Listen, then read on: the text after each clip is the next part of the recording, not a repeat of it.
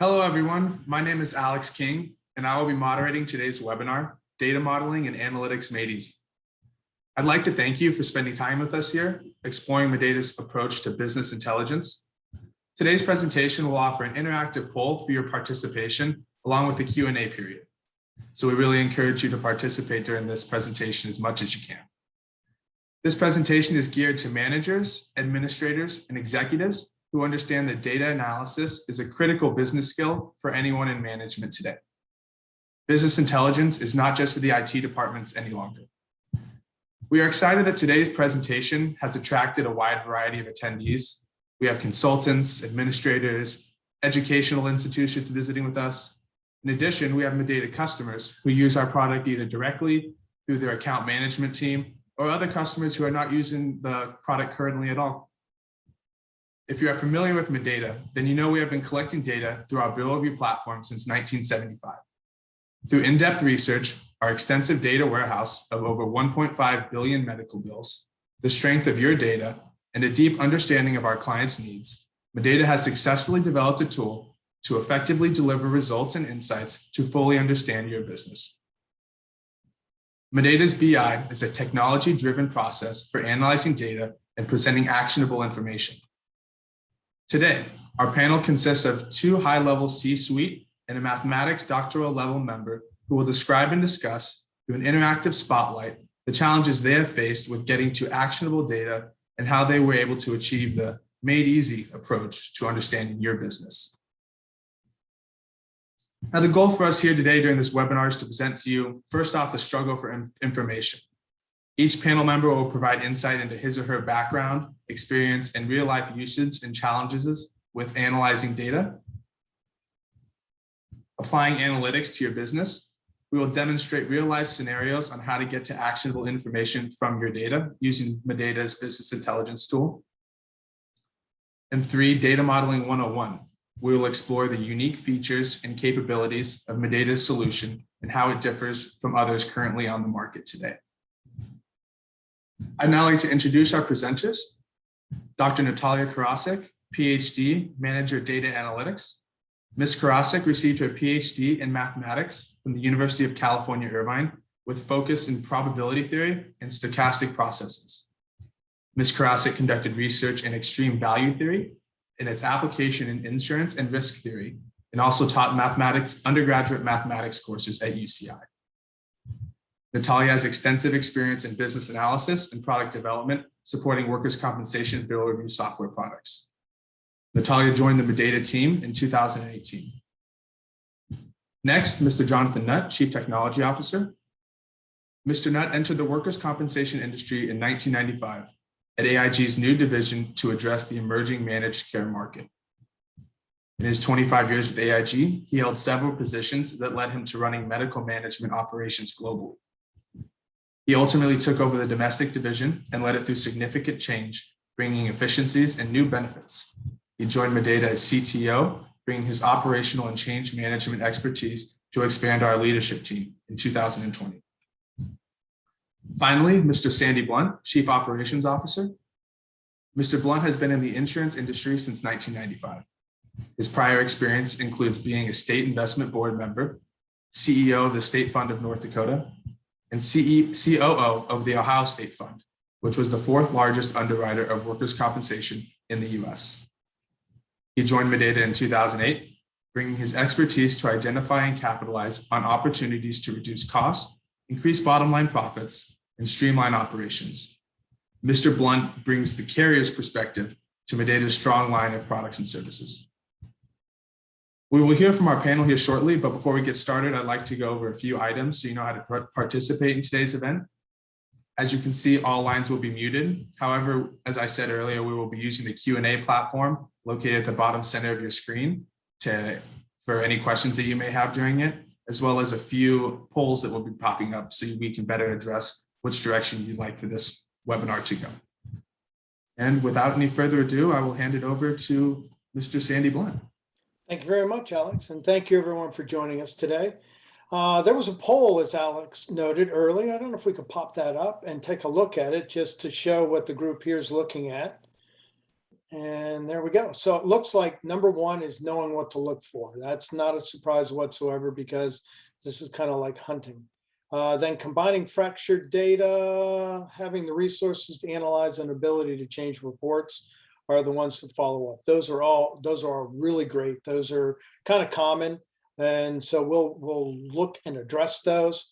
For those of us that have been around in the industry for a few more years, especially where we had paper intensive shops, we were so excited when we took all of our data and our paper and cabinets and we put it in a digital cabinet.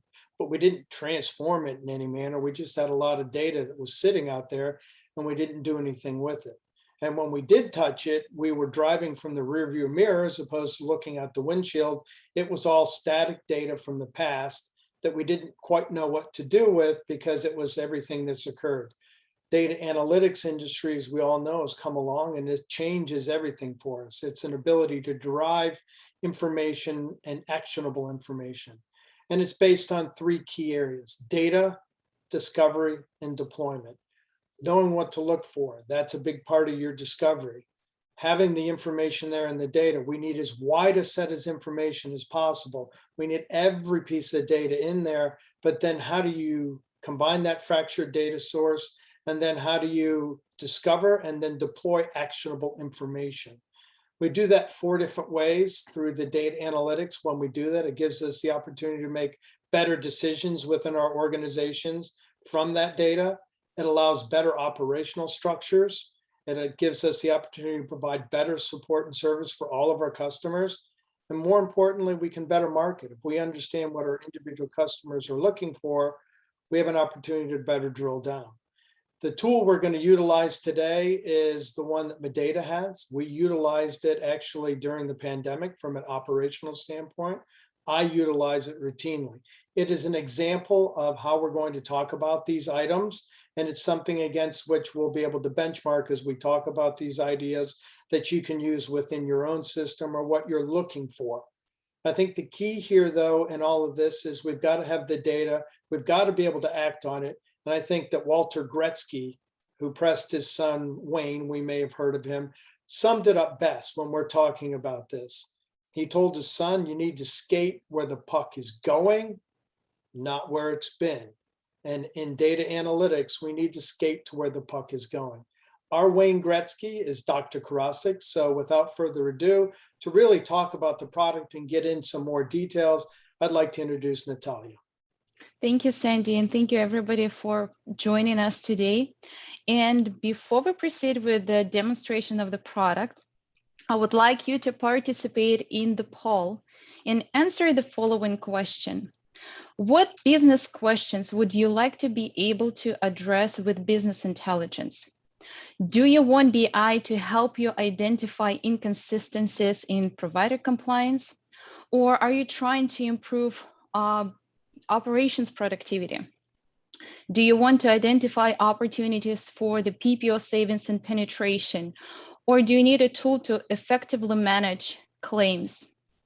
And while you all participate, and thank you for that, I would like to explain our approach to BI. When we built it, we asked ourselves, so what is the goal of business intelligence? And the answer is to use data-driven findings to predict and then solve a problem before it is too late, which means that we not only need to provide access to all the data, which needs to be all the historical data, all the current data, but we also need to supply the system with industry-specific dashboards that tell a story. Also, we need to focus on providing access to all data elements, which means that different departments like IT, claims, operations, they can all access the same system. So their metrics produce the same results. And definitely we need to make sure that the system is refreshed automatically on a daily basis at maximum or as needed. Maybe it's every hour, or maybe it's a live model as well. So I would like now to show you the product based on the results of your votes. So it looks like number one result is the claim management and analysis. then followed by the operations productivity and the PPO analysis. Provided compliance, we don't have any votes here, so let's see if you have enough time. I will be happy to show you that as well. So now let me go to our product.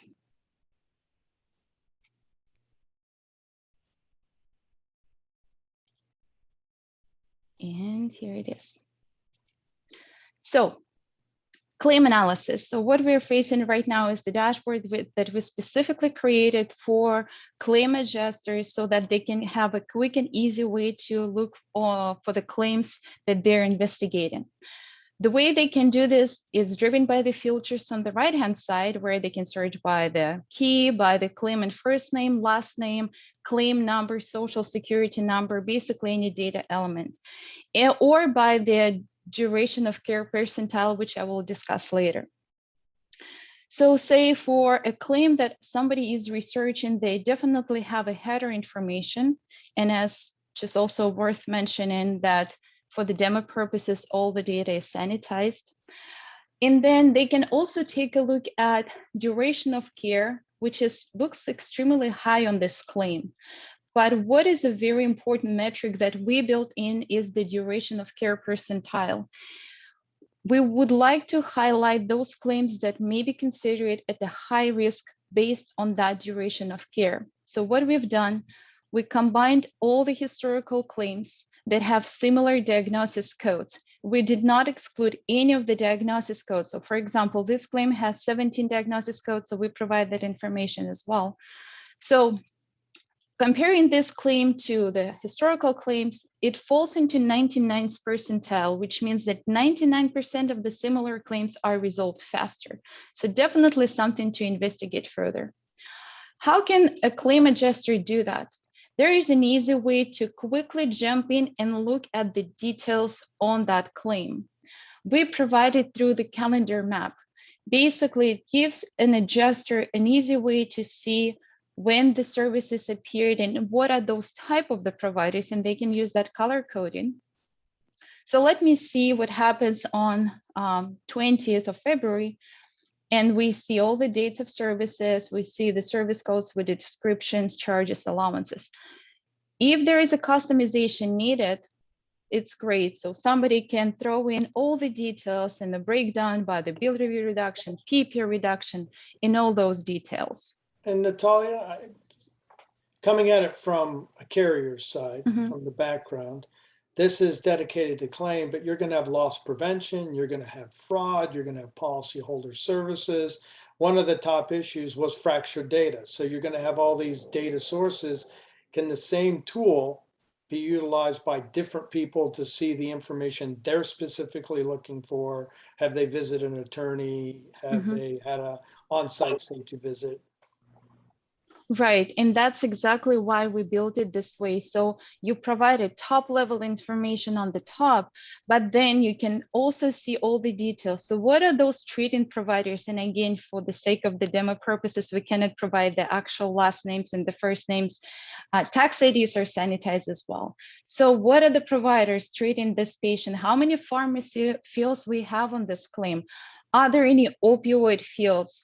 Are there any generic information on all the visits, because I want that to be handy. And I think one of the very important features of this application is that you don't need to monitor those dashboards on a daily basis. It allows you to quickly get alerted if you received a specific claim of your interest. Say, I want to be notified if I received a claim with extremely high charges. It's very easy to do. Basically, you can set up a pulse system. So pulse system allows you to set up the pulse on basically any metric you can think of. For example, charges greater than certain value, I want to be notified. Or let the system automatically monitor it for me. And if the system detects anomaly, I would like to be notified. Or maybe I would like to set up a group of people that will get that alert sent. And Natalia, if I can just jump in here, one of the big things, which is a differentiator with what we're doing at MedData, is that we upload this data more than once a month. And that these reports, these dashboards actually activate and run, and they're They are there active every single day. So, Natalia talked about claim charges, but, one of the things she also showing there is DX codes, diagnosis codes. So if you identify something which is a diagnosis code, which is going to be a problem, the recent one is complex regional pain syndrome, or if you have a situation where for example, that Botox is something which generally is an indication that somebody's using that in workers' comp for complex regional pain syndrome, and those things are going to drive that to be a very high dollar value claim, you can actually get that on the day that we get the bill data into the system, or if you're providing any other type of data, on the day that we get that and we load it into the system. So this is not monthly, this is real time, this is going on as we go along. Mhm. And that's a key thing to being able to action and initiate actions on claims. Thank you, Yeah. Natalia. Thank you, Jonathan. That was a great comment. And also the way you can say utilize this dashboard, you don't need to necessarily search for a claim that you want to investigate. Why don't we just turn this off, that filter? And basically what now we're looking for, we will be looking at all the open claims that have this high DOC percentile. Now I have the entire list. If I want to set up additional filters, say on the days to the first treatment, or number of the visits, charges, I can add those filters as well. And then now I have a narrowed down subset of the claims that I need to focus on. I would like to show you another way for us to investigate the claims that are more related to the opioid prescription patterns. We would like to, again, being able to quickly identify the claims that have exceeded a certain pharmacy fills and the total quantity of the opioids prescribed. While you have those claim numbers available for you, ability again to jump to the details and see all the details associated with the claim. We don't want to overload the existing dashboards with this data, but allow the users to investigate further. So for example, this claim with high number of the opioid fields already is a 99th percentile, so it already hit multiple marks for a risk analysis, as well as all the details on those prescriptions patterns. And as well as looking for the claims prospectively, we don't want to just retrospectively look back at the patients who already exceeded a certain value of the failure pharmacy fills, but we want to highlight the ones that just passed the first two. So maybe for someone to jump in, investigate and see, because there was a research done saying that you already passed 2 opioid fills prescriptions, you have higher chances of getting on the long-term opioids. Or investigating those claims that have several dispensing providers and investigating that further. What are those providers? Is it the same group entity or different ones? Also looking at, as you know, there was a published study by WCRI that was referring to FDA analysis, saying that if you have a patient that is having both gabapentin units and opioid units prescribed simultaneously, increases the chances of having respiratory difficulties. So now it raises 2 questions. Is this provider aware of those regulations? And again, investigating on the claim level. We often refer to the industry knowledge. Just having a platform that allows you to access data is not sufficient. You need to put the industry knowledge in place. You can either use the experts, for example, as our Medidata team has experts with many years of experience, or you can rely on some research then done, for example, by WorkComp Research Institute, WCRI. They just published one of the publications last year on the early predictors on the longer term opioid dispensing. And again, relying on that, looking for the flags on the claim, we can quickly see what claims fall into the most of the risky factors for having a long-term prescription of the opioids. And Natalia, there's a question that came in related to this. They're saying opioids is great, but is there a way to get down to an individual opioid or to ingredients? Is there a way that one can filter down from there? Of course, yes. And we can probably even display it from one of those dashboards, or actually we have a separate dashboard on, it's related to the Eric Savings. So while Natalia's going through that and looking at that, the Mhm. short answer to this question is yes. What we have Mhm. within the data sets is the ability to combine things and use data sets which are available, which combine these things together. So Mhm. the question there was specifically about fentanyl. So Mhm. using one of those, I'll call them groupers, that gives us the ability to look at that, whether that's GPI or Blue Book or Red Book or whatever you end up using to do that. We can do that and put that together and identify all of those things which have a coding of that relates to fentanyl. And the key thing here is understanding that if the data is there, what this tool allows you to do is to use that data to get down to that lower level.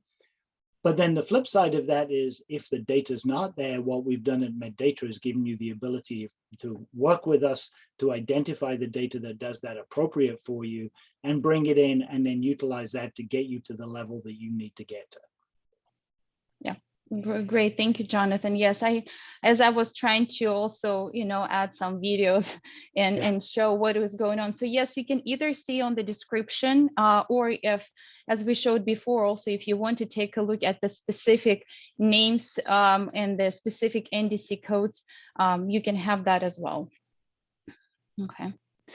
So I think probably on the claim analysis, that's what we wanted to cover. I would like to move on to the second voted one was the operations.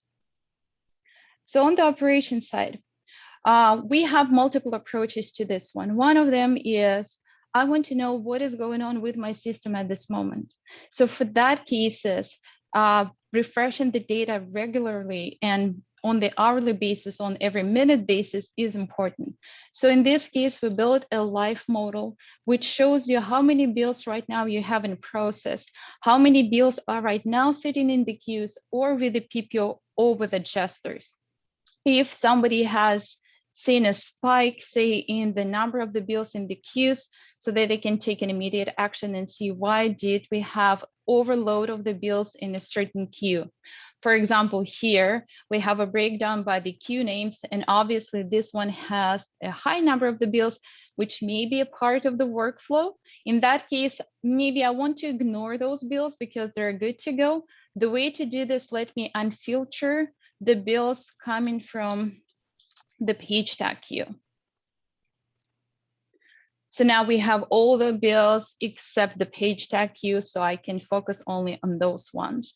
So if I want to quickly take a look at the bills in process and see more details and act on those bills if needed, I can have access to all the bill IDs, when we received it, charges, allowances. If we need to add more data, we can add there as well, maybe claim adjuster name and so on. If I want to use color coding so I can quickly see the bills that are aging, that are sitting with the system for quite some time, so I can again take an action, we can do that as well. And I think, Natalia, a couple of important things there. If you're running your own bill review process through a systems lease, obviously keeping track of those bills, making sure those bills are processed, very important. But also, we're in a claims world where there are a number of states that have timeframes for payment. So if things are sitting in a queue waiting for payment, that's something else. And again, what we can look at there is the pulse, the trigger system that would actually give you the ability to say, hey, here's what's happening. If a particular adjuster is out, it's really easy to go in and grab those bills, identify who it is, reassign those if you need to get somebody to go in and process that. It's all about giving you the ability to act on something before it becomes a problem, instead of looking at it and saying, oh, we had a problem last month.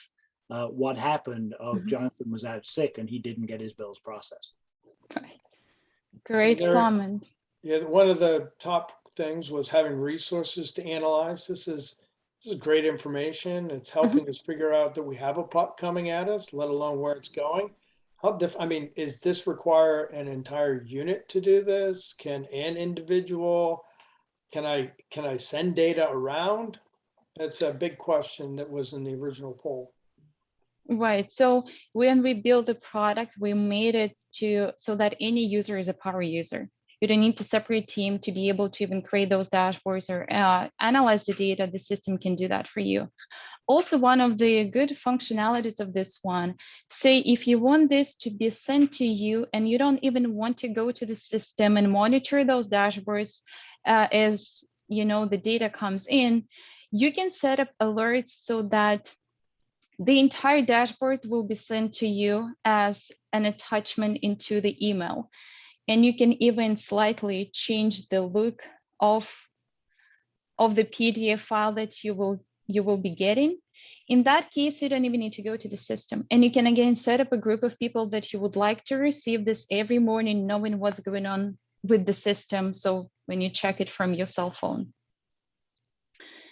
And I think one of another applications of this would be looking at a user productivity.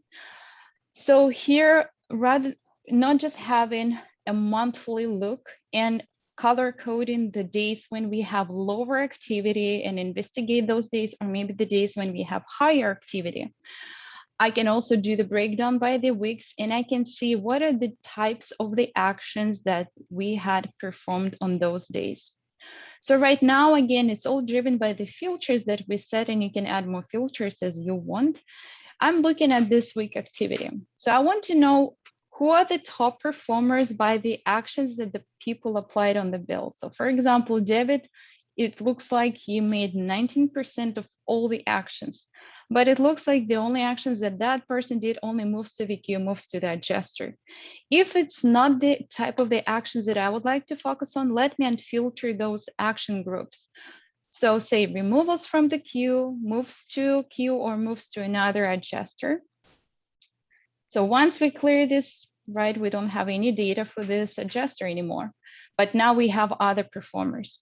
So we have Gina, for example, having 6% of activity, and we see a number of the approvals, adjusters, or the denials on the bills. We can also take a look at her weekly activity and see if we see increase or decrease. Does it have to be on the weekly basis? No. Basically, you can change the action date to be years. This year, last year, you can use this type of the tool as your annual performance review for user productivity. Hey, Natalia, one question that's coming in real quick, Uh-huh. trying to answer it.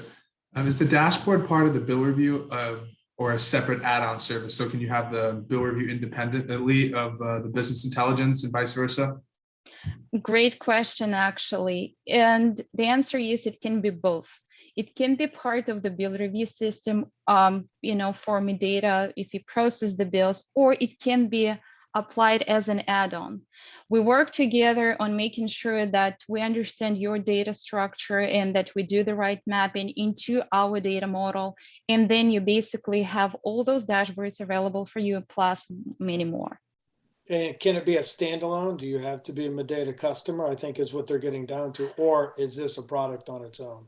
It's a product on its own. And you see, it's a web application. It's very easy to use. You don't need to install it in your machine. So basically, you can just log in on using your favorite web browser, and here you go. And the added question, I'm sure that's following on to someone I would ask is, okay, it's its own. Can I feed lots of different data sources? Will you take any kind of data? Can you link that data? Does it matter? Yes, and we not only we help the users to help to identify the data sets that they may need, but we constantly improve this product as we find additional data that we think would be valuable for users to access. So we keep this updating. So basically for the entire product, we go through the monthly release cycles. So we constantly make more changes to the product. We add more dashboards, we react, say, as you mentioned, during the COVID times, we created dashboards to monitor COVID activity or telemedicine. So we keep enhancing the product, and yes, we can digest basically any data sets. One last one related to this, that if I'm looking at it from a leadership management position, the whole driving in the rearview mirror, if I'm looking at operational daily statistics, Is this the type of dashboard that can be more live, or do I have to look at yesterday's results and try to program tomorrow from yesterday? This can be used both. You can basically look at, sorry for scrolling too much, as today's activity, so you can quickly see what's going on today, what was happening yesterday. For something that was going on retrospectively, and for the decisions that you would like to make, we have a separate dashboard. Basically, this is the one where you can set up your threshold values. Say you are interested in the bills to be posted, basically meaning the payment finalized within 11 business days since you received it, or maybe within 21 days. It can be customized. We just have it as an example. In that case, you can see which weeks you had better productivity and which weeks you had lower productivity. And then I think one of the main features is that you can even see it per the type of the bill. What are those provider types that take you longer to process, and maybe you want to rearrange the group of people who are reviewing those bills, and then see the details. So for example, ASC, if on average it takes 13 days to process the bills, but for the ASC it takes 17 days. So let's take a closer look at the ASC bills, and let's go back to the upper chart. So now we're only looking at the turnaround times on the ASC bills. So actually it has been pretty low, but we see an improvement, recent improvement. So probably somebody already started to address those questions. So from an operational user, you can be near real time, and then you can also take a look back to adjust Exactly. how I want to manage going forward. Yes. That's all driven by, and particularly as we talk about, as we started this conversation thinking about people who are not necessarily MedData bill review users, it's all driven about the frequency of provision of the data. The key piece of this is, if we have the data, we can use it, we can report on it, and we can do that. The other thing I'd like to really focus on for a second here is, Natalia makes this look incredibly easy and very fast, and she flies through this stuff. The reality of it is really that easy. When she was looking at it and saying, I want to take these things out, it's just select and remove. If you wanted to change the time frame here, literally you see there, she just clicked on something to remove that year from it, and now you have a different set of data.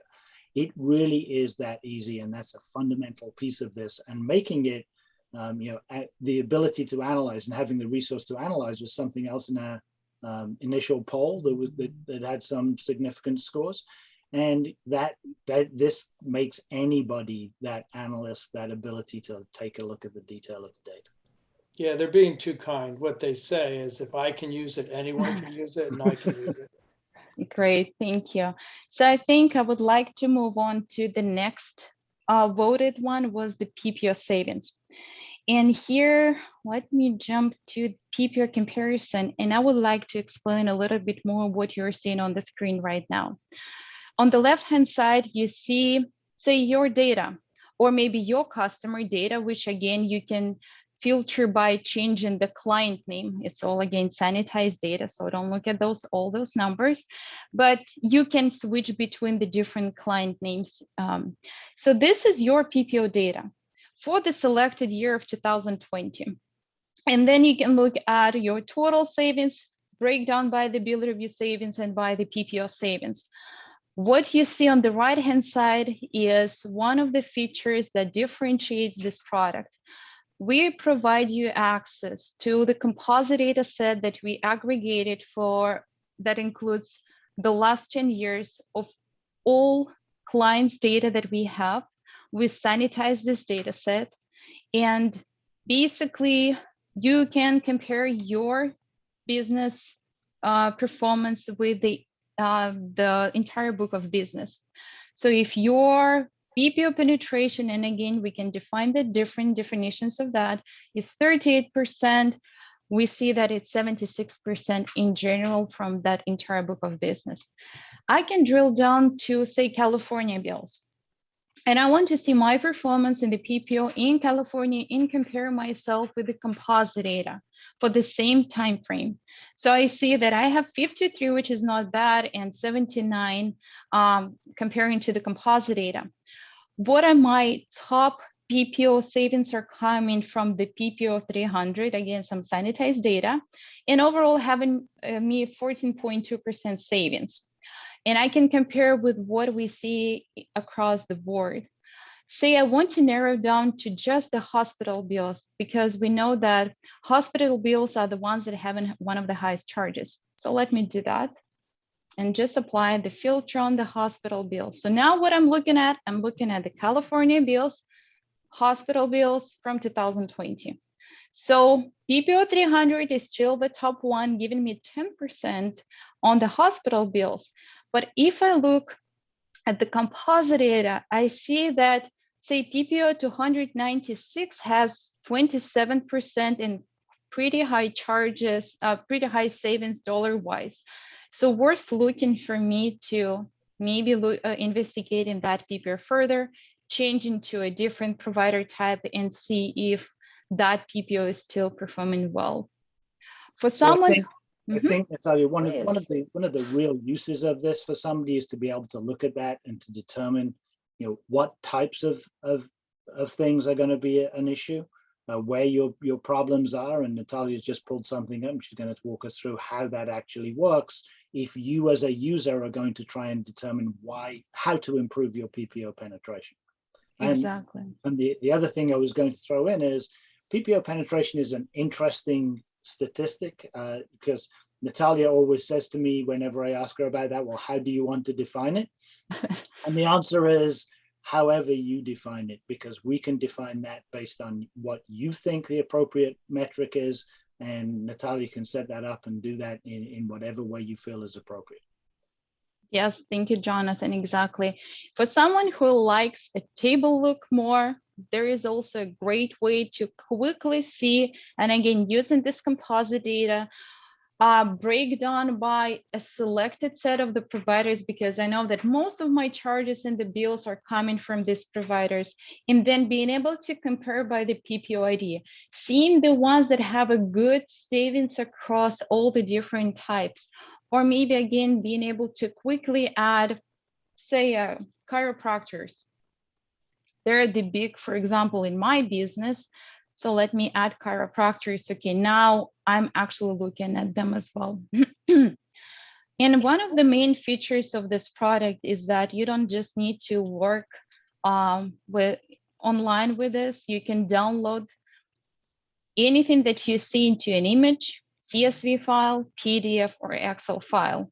And if you download into the Excel file, I'm not going to do this because it will open in a separate window, so I need to switch the sharing of the screens. But anyways, if you open this in Excel, it will reserve all the color coding, so it will be exact same look as you see right now on the screen. Natalia, I'd just like to look at this and sort of put a practical application to it. So if one of the things that I've done when I've looked at this for my own book of business is I've identified that I have, I may have good results in certain areas, but the one we just looked at, 50 something percent in PPO penetration in a hospital specifically isn't that good. What that allows me to do is to look at it and say, okay, what are the networks that have a better hospital penetration percentage or better hospital savings? Or if I have a specific area where there is a problem, and it may be something small like audiology, you can go down to that type of specialty to determine, is there somebody who gives me a better result there? And maybe we can contract with that, or maybe we go back to our networks and say, hey, what's going on in terms of, audiology? What can you do to improve our process there? It gives you the ability to look at this and see where your savings are lacking, where your penetration is lacking. And then you can, from that, you can create an action. And obviously also, if you have things you're concerned about them going down, you can create that pulse. Great. And also to your point, we're looking at the PPO pretty seriously and the penetration as well. We're not just looking at this on an individual bill level, but we want to take a look overall from the entire claim perspective. So if we have a claim and there was a surgery done on a certain body part, and we know that there's, say, 4 bills associated with that episode, surgical episode, or 11 bills, we want to see, do we have the bills that have no PPO on that claim, or we have multiple PPOs. So what happened? Why did not we have a full coverage on those bills? And while we look at this, Jonathan, again, so if that would be given to you, how would you So approach those claims? So this is all of my list of claims, but obviously I can't look at everything. So let's look at it and say, hey, what if we took claims that have charges, total charges more than $25,000? Okay. And let's start off with the ones which are really not being that successful. So we'll take a look at that and go, hey, you give me things that have less than, let's say, 35% in PPO penetration. Mm-hmm. And you see how simple that is, and Natalia. So yeah, I'm editing right now, actually. So as a designer, anybody would be able to jump in and do this and apply the changes. So you don't need a whole shop, a whole operation. You don't need resources. You just need access. And let me give you an example of what has actually happened with some of these types of analyses. We had one of these that we looked at for a customer, and what we found was when you actually went in and looked at it, they were referring to in-network surgeons really, really well. But those in-network surgeons were using out-of-network facilities on way too high a percentage of the transactions. And so we were seeing the situation where there was a real opportunity there to go back to the network and say, let's take a look at what's going on with these providers. These providers are doing out-of-network surgeries. The anesthesiologists and the hospitals were there, and you can see some of those are significant dollars. And if we can get those into in-network facilities, we can significantly increase our penetration, which isn't that important because what it's all about is reducing our losses, and that's what you would be able to attack. Thank you, Jonathan. And I think we have a little bit more time left. So even though I think provider compliance wasn't voted, I would like to still show you one of the things that we can do with that provider compliance search. While you can still look at your own data and you can identify providers by certain flags that we already set, but unfortunately, again, no time to show that. But say you have a provider that you would like to investigate further, but you only have a very limited number of the bills in your book of business. What you can do, you can search for that provider across, again, the composite data set that we provide to you. So by looking at either provider first name, last name, tax ID, NPI, any information that you have, say you now have almost 4,000 bills on this provider. So it's definitely a good representation of data. You can look at not only what are the top charges by categories, but even by single service code. So for the provider that we selected, we're not going to reveal his information, but we see that the top service code is the one that doesn't have a fee schedule value. So that's a very interesting question. 99499, the highest charge is quite a high number of the total units. Another surprising one would be ML104, as we know, medical legal code, again, with very high number of the units built. It also is easy to look at overall frequencies of the billing. So even though 99215 looks nice, but 99214 being almost 50% of the time used across all evaluation management code, that's warning. Plus, having a pretty high number in the prolonged E&M services also gives some things to think about this provider. Yeah, so what would you do with that? The answer is you're going to look at a bunch of different things. Like we had one client who was talking to us about this. We showed them a particular situation with a provider who they had in their California MPN. Once they realized what this provider was doing, and I do recognize that those of us who have handled California claims and know the details of the California claims know that high-level billing is not an uncommon thing. It gives you the ability to make sure that where this is happening at inappropriate levels, which is what's happening here when you add together 99214, 215, 499, and prolonged billings, you can get in and remove that provider from the MPN or go through an education process to make sure that they're billing appropriately. And Natalia, kind of going off of that bad actor thought process, one question just came in. Wondering if you could show what we have to assist in identifying abuse and fraud.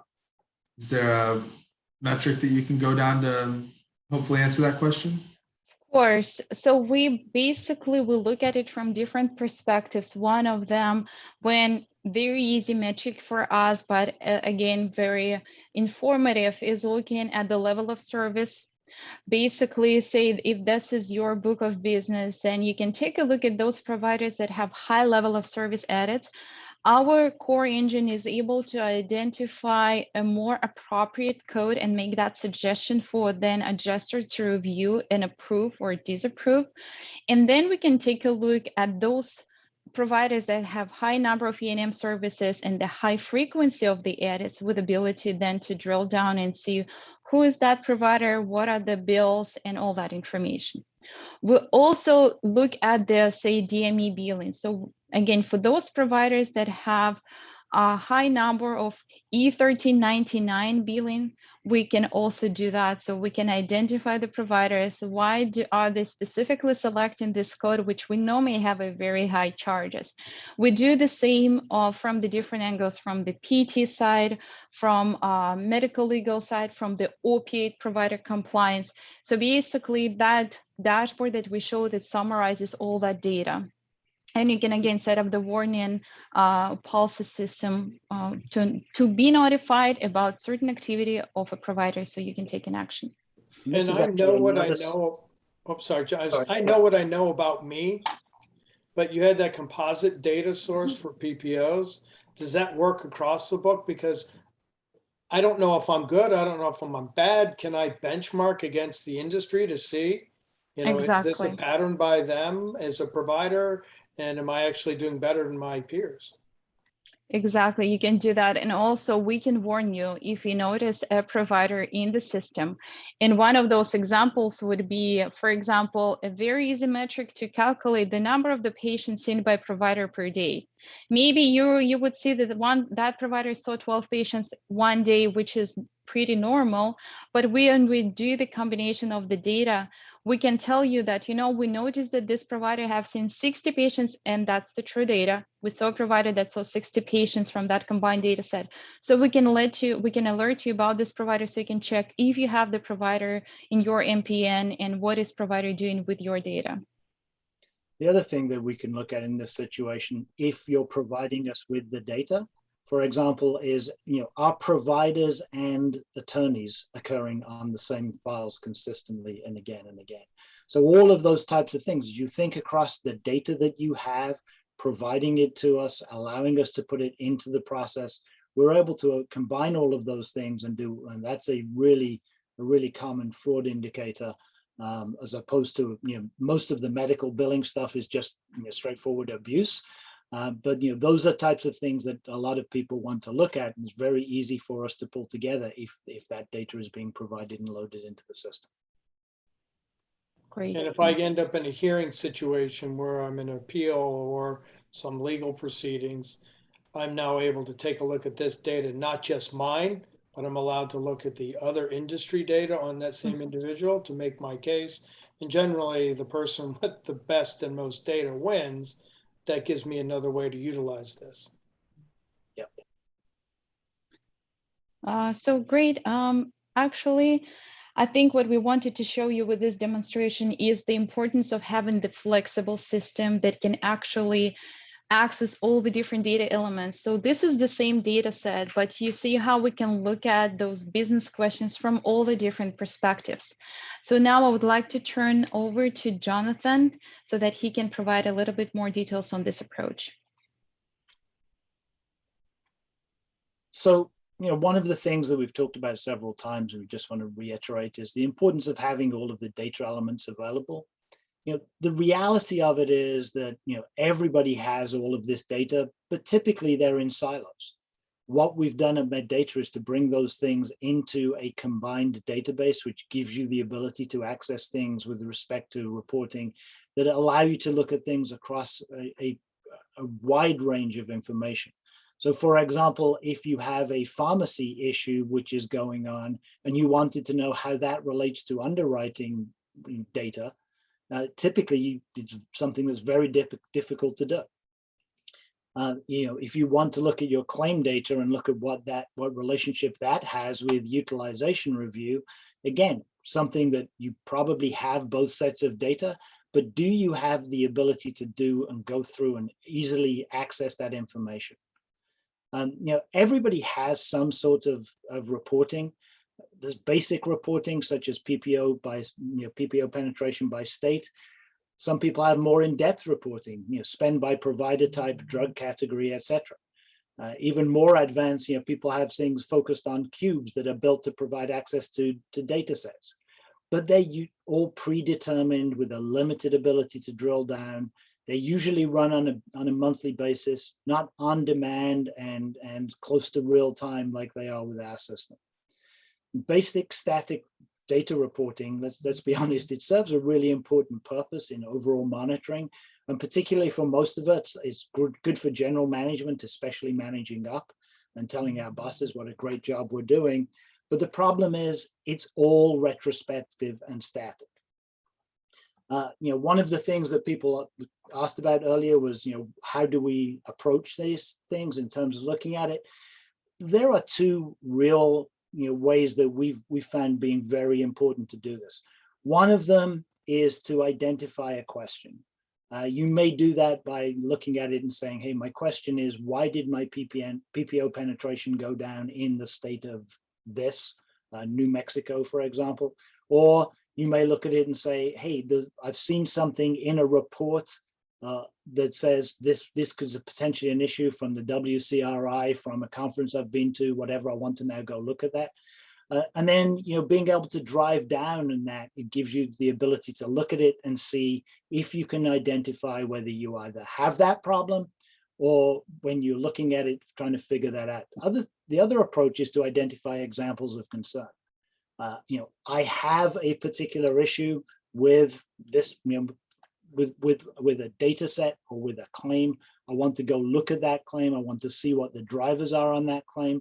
Very easy to get down to, bring things down to a compact level, get the detailed data that I need, not just a data dump that I then have to go fighting through, and being able to look at that and come up with the reasons that are actually driving those issues. The thing about this is, and the reality of this is that, what we're finding is two things. Number one, people have the ability to report. What they don't have the ability to do is to get that drill down, get that information. And what they don't have the ability to do is to create actionable notifications. If you're waiting to the end of the month, you're missing that window of opportunity.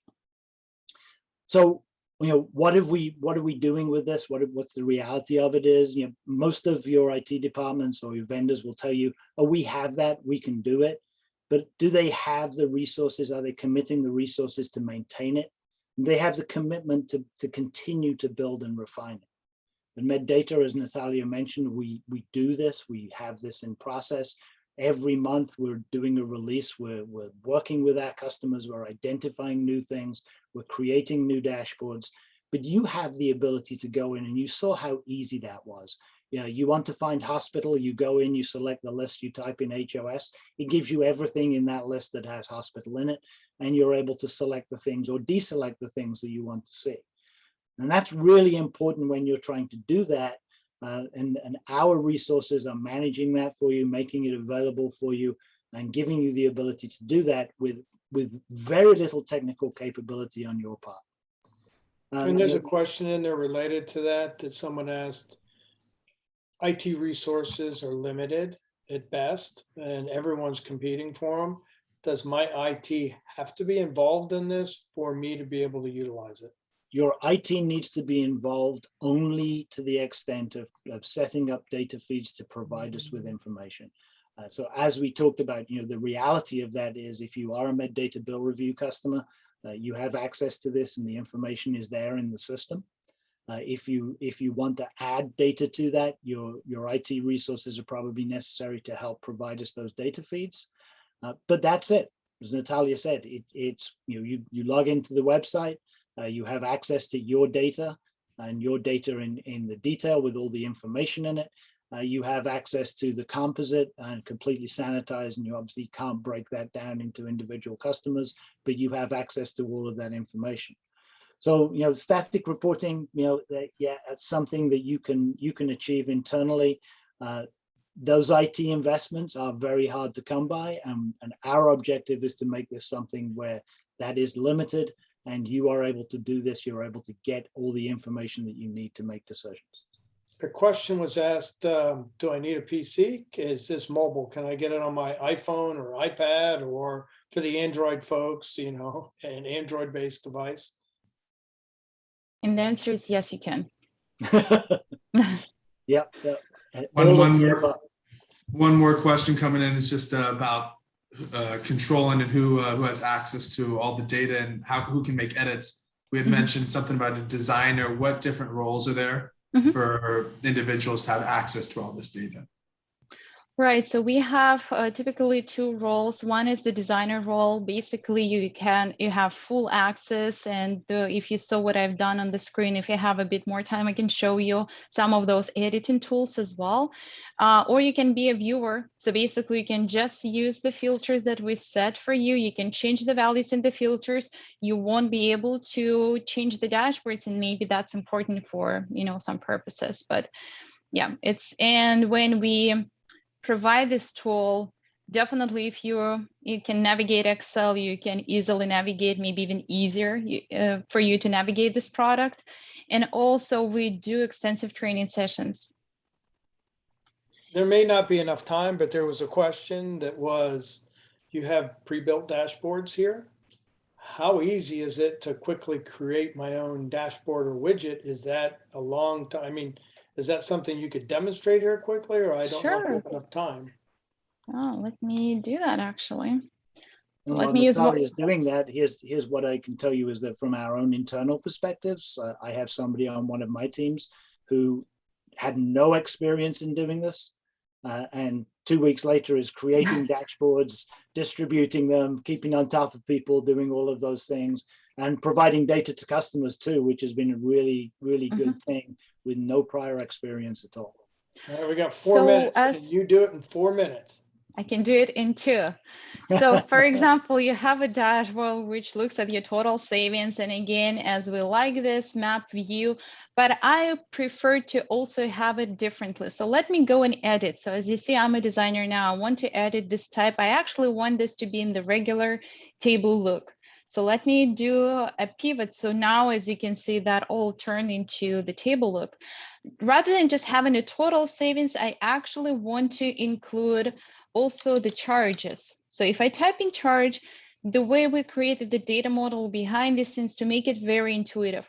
Are you looking at the line charges? Are you looking at the bill charges or the claim charges? Say I want to look at all the bills coming from those states. So let me just click on charge. Now I have the full charges on those. Say I want to do my PPO reduction. I have my bill summary, PPO reduction summation. So now I have that. If I want to append the dollar values in front, I can switch to a new data tab. I can format it with the number of digits after the dot. So now I have this in this nice format.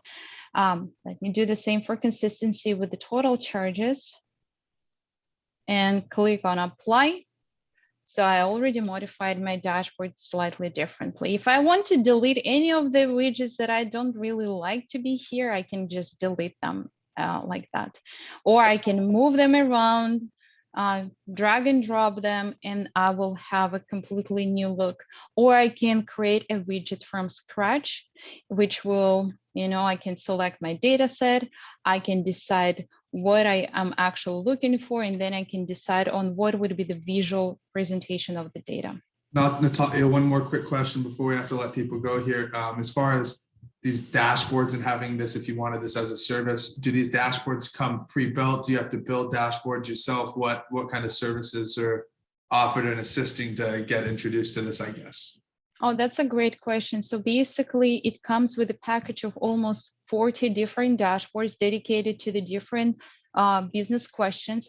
What we do as well, we show you how to create dashboards yourself, and we also customize those dashboards per the user needs, because they come also already as, you know, good to use. I mean, a lot of our users, they use them as is, but we have an ability to show you how to change those dashboards or how to create your own.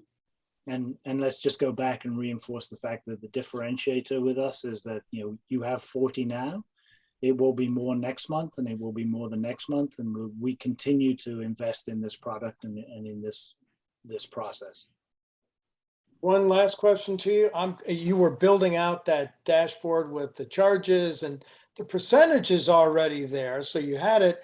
I use Excel a lot. I'm familiar with Excel formulas. Does this work in the same kind of theory, or do I have to learn a whole new programming language to build that out? You don't need to, and actually, as we discussed, that it already comes with a set of the different functions they can use. It's much easier to use, trust me, than even in Excel, because you can just look at the ones maximum, minimum, percentile, standard deviation. This is already pre-built. You just click on it and select the field that you want to calculate, and you have it. Well, awesome. Thank you so much, Natalia, Jonathan, and Sandy. We really appreciate your guys' time, and thank you for everyone joining the call with us today. We really appreciate your time as well. And if anything else comes up after this, please feel free to reach out to the medatacorporate@medataemail.com. And once again, thanks for joining our BI webinar. We hope you guys have a great day. Thank you. Thank you.